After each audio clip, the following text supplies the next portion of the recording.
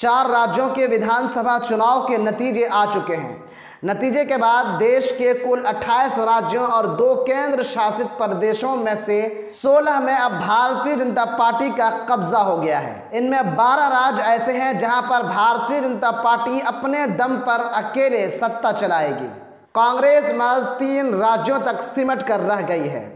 गठबंधन के साथ कांग्रेस कुल 5 राज्यों में सत्ता चला रही है। मई 2014 में जब नरेंद्र मोदी भारत के प्रधानमंत्री बने थे, उस समय बीजेपी प्लस का क्या हाल था। बीजेपी का ग्राफ कब अपने चरम पर था और 4 राज्यों के नतीजे आने के बाद कैसा दिखता है भारत का राजनीतिक नक्शा।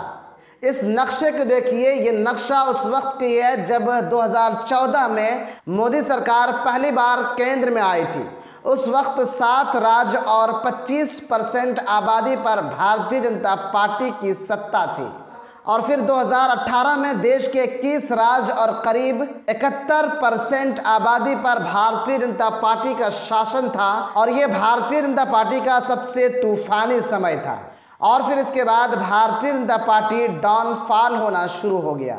और अब 2023 में राजस्थान, मध्य प्रदेश और छत्तीसगढ़ के नतीजे के बाद 16 प्रदेशों की सत्ता भारतीय जनता पार्टी के पास आ चुकी है। इस वक्त भारत में कुल 30 विधानसभाएं हैं। इनमें से 2 केंद्र शासित प्रदेश हैं। राजस्थान, मध्य प्रदेश और छत्तीसगढ़ के नतीजे के बाद अब 16 प्रदेशों की सत्ता में भारतीय जनता पार्टी काबिज हो चुकी है। यहाँ देश के करीब 52% आबादी रहती है। इनमें अपने बूते पर 15 प्रदेशों और बाकी 4 प्रदेशों में गठबंधन साथियों के साथ है।